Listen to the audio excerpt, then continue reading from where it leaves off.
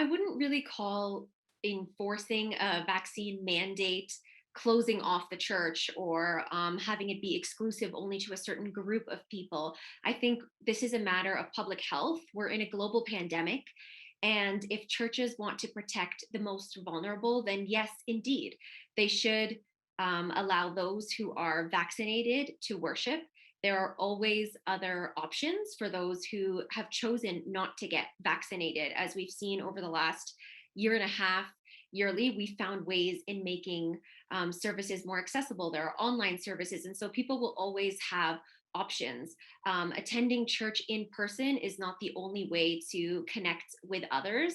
And that will always remain an option for those who, for one reason or another, have not received the vaccine. But I do think if churches are looking out for the most vulnerable, which they absolutely should, then yes, they should be open to those who have received the vaccine. And Pastor Vince Lawton has said, to your point, Jackie, that his services are accessible to those who are not vaccinated. They can watch from home and live stream. Brian, what are your thoughts on this? This has become such a heated issue, specifically among Christians. Why has it become so divisive? Well, I think it's sadly, it's very typical for North American church. We're letting politics determine how we react. I think it's inappropriate for churches, for instance, to not open themselves to vaccinated people. Just as it would be inappropriate to close them off to people who have HIV. I think what you need to talk about is the difference between why we're closing or opening and what our moral responsibility is. Everybody should get vaccinated. It's healthy. It prevents you from getting other people sick. And I think we need to make the case in terms of our own theology. When it says you shall not kill, it doesn't mean simply not murder. It means, at least as far as my tradition and John Van Sloten's tradition, who's a friend, that you should do everything you can to prevent your neighbor from harm.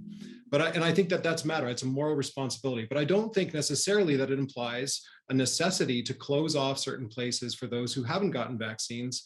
I think that what it does is divide people and actually hardens people against vaccines, which I think are one of the best ways to actually embody that love of your neighbor and embody obedience to the command not to kill. Okay, so I'm hearing from you that we need to find a midway point. So you're saying, and maybe I'll turn to you, Moira, to respond to this.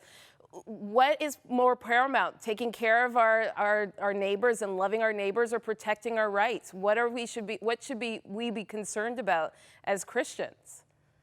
Well, from a Christian point of view, I would always say that rights are secondary to our responsibilities as Christian. The rights kind of they're derivative from what we really obey. So love God and love your neighbor as yourself.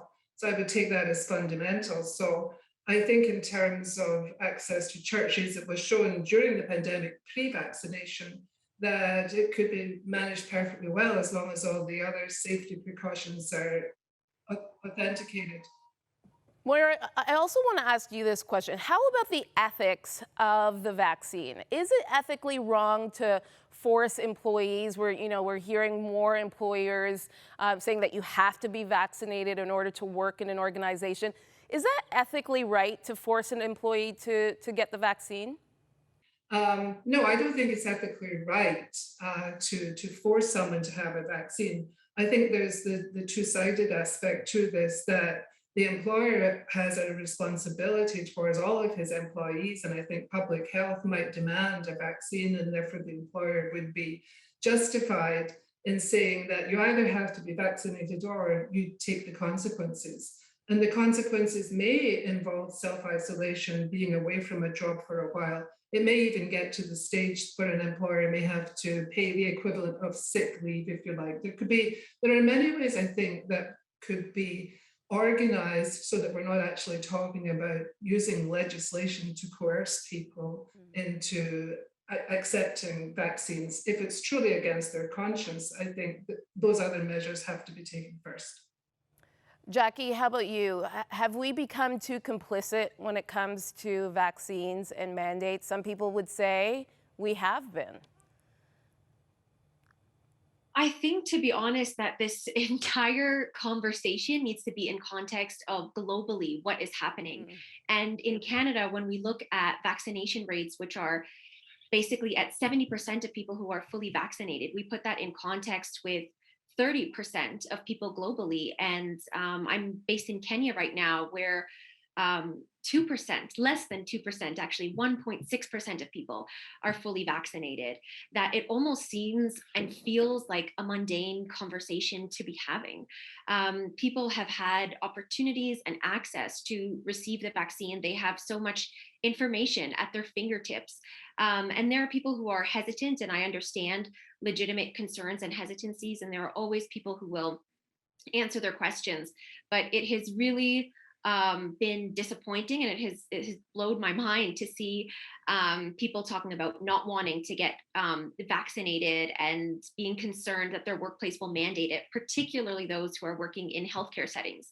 And we've seen our lawmakers say, okay, well, then you'll have to test once or twice weekly. And it's something that's very divisive. But when I look at the conversation in Canada compared to what is happening globally, I just think people need to wake up and see that it is such a privilege that Canadians have been able to receive the vaccine. And I would like Canadians to consider that as we have this conversation. All right, Brian, I'm going to leave the last word to you. This has been, as we just said, been so divisive, especially among families as well. You know, we're looking at Thanksgiving coming up, Christmas, holidays, and this has caused a big rift in some families. How do we find compromise on this issue and so that it's not so black and white?